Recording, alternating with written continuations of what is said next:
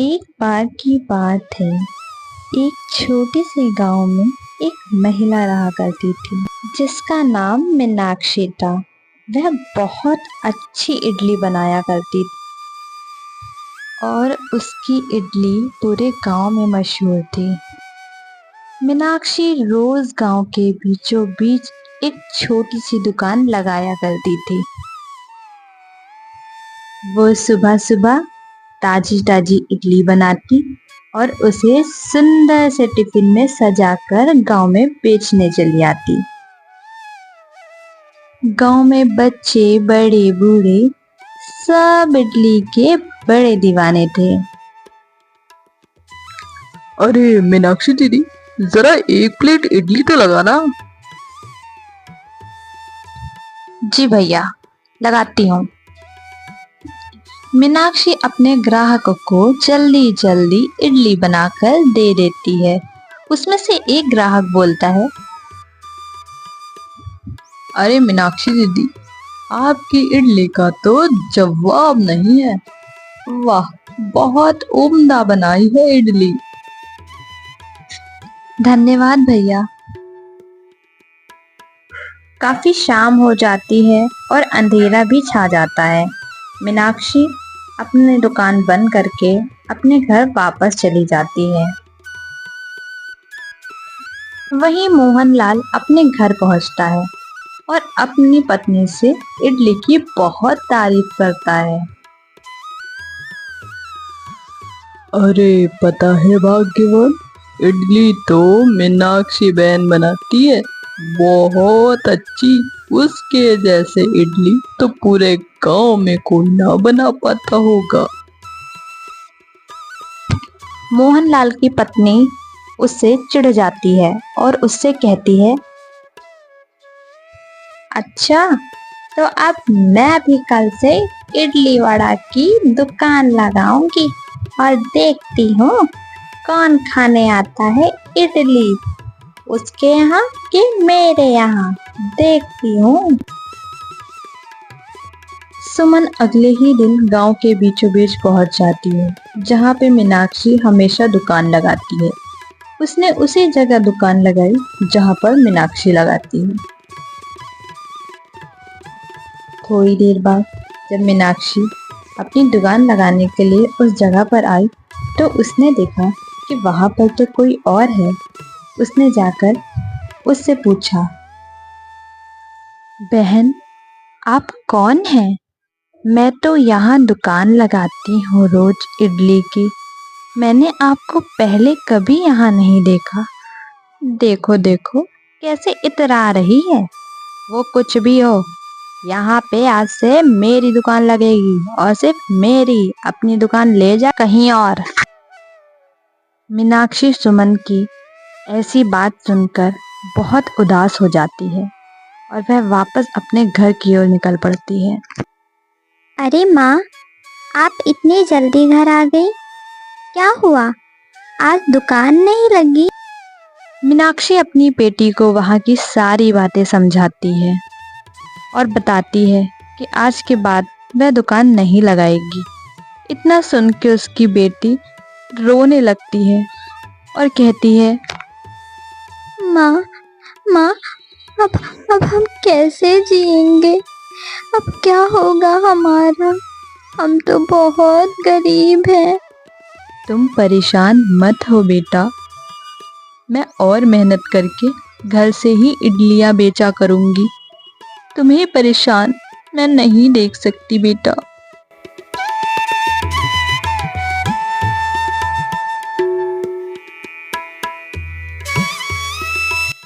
मीनाक्षी ने हार नहीं मानी। मीनाक्षी अपने घर में इडली बनाकर घर से ही बेचने लगी। देखते देखते उसके घर पे भी कई लोग आसपास के इडली खाने आने लगे। मीनाक्षी की बेटी भी उसकी बहुत मदद कर रही थी। वह यह देख के खुश थी। अब उसकी दुकान पर ग्राहकों की भीड़ लगी रहती।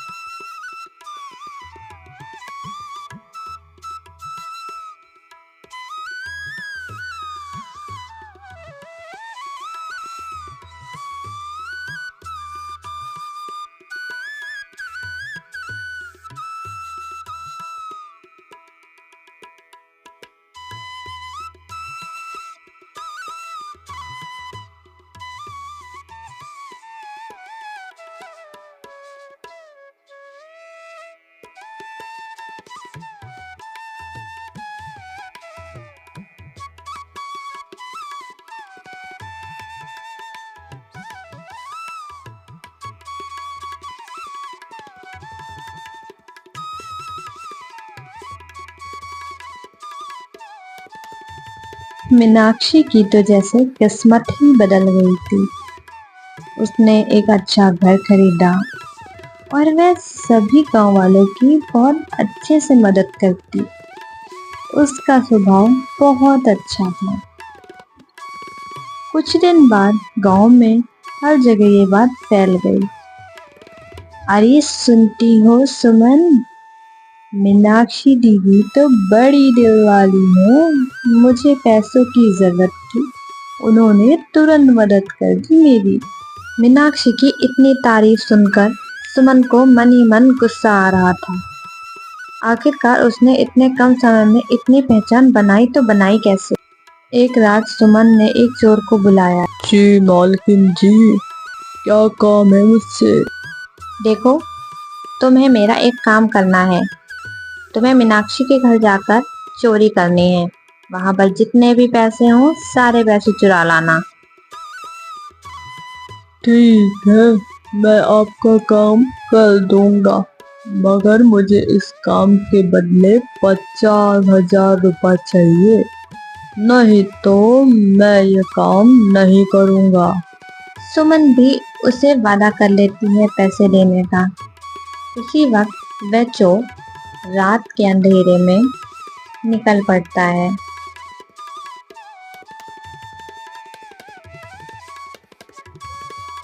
कुछ ही देर में वह मीनाक्षी के घर पहुंच जाता है।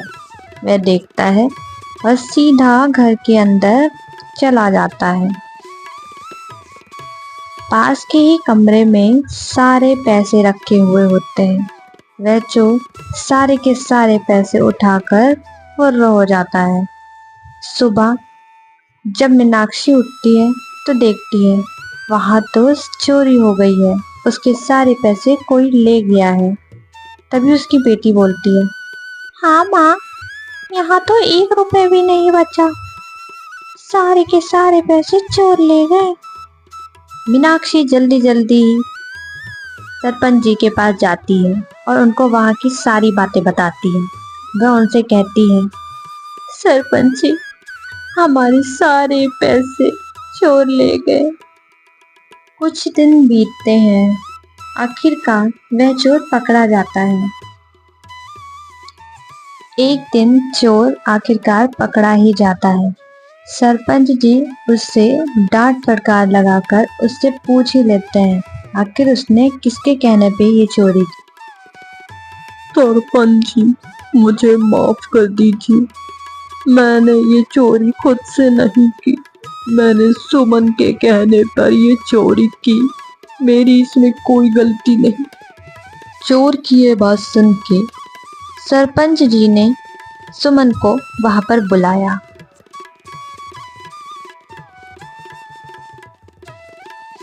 तभी सुमन आती है और सरपंच जी उससे पूछते हैं, अरे सुमन, क्या तुमने मीनाक्षी के घर में चोरी करवाई है? देखो, सच सच बताना। अरे सरपंच जी, मैं भला चोरी क्यों करवाऊंगी? मेरे पास पैसों की कमी है क्या? लगता है किसी दुष्ट इंसान ने मेरा नाम लगा दिया है सरपंच जी।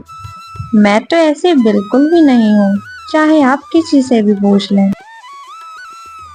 सरपंच जी को कुछ समझ नहीं आ रहा था। आखिर वह कैसे फैसला करें और सच का पता कैसे लगाएं। थोड़ी देर बाद सुमन का पति भी वहां पर आ पहुंचा। उसने सारी सच्चाई सरपंच जी के आगे रखी। सरपंच जी, मुझे माफ करिएगा, मेरी पत्नी ही चोर है। मेरी पत्नी मीनाक्षी से जलने लगी थी। उसकी सफलता पर उसे बहुत गुस्सा आता था, इसलिए उसने ये मिलके षड्यंत्र रचा और उसके घर से चोरी करवाई ताकि वह फिर से गरीब हो जाए। सुमन बहन, हमने तो कभी सपने में नहीं सोचा था कि आप हमसे इतना जलती हैं। आखिर हमने आपका क्या बिगाड़ा है? देखो सुमन, तुम्हें इसकी सजा तो जरूर मिलेगी। तुम्हें यह गांव छोड़कर जाना पड़ेगा हमेशा के लिए। मैं ऐसे लोगों को अपने गांव में नहीं रख सकता। जो एक दूसरे से जलन भावना रखते हों और एक दूसरे की तरक्की से जलते हों। हमारे अंदर ऐसा स्वभाव नहीं होना चाहिए। सरपंच जी, मैं अपनी पत्नी की तरफ से आपसे माफी मांगता हूँ। उससे आज के बाद ऐसी गलती नहीं होगी।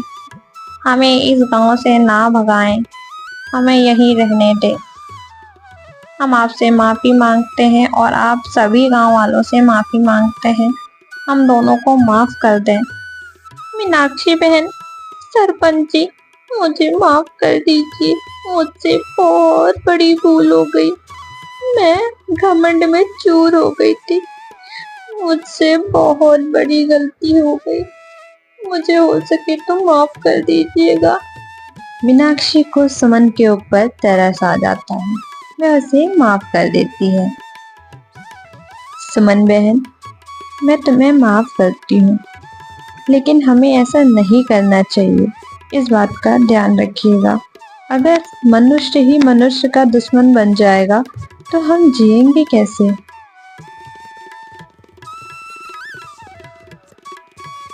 कुछ दिन बाद गांव में फिर से वही खुशहाली आ गई थी।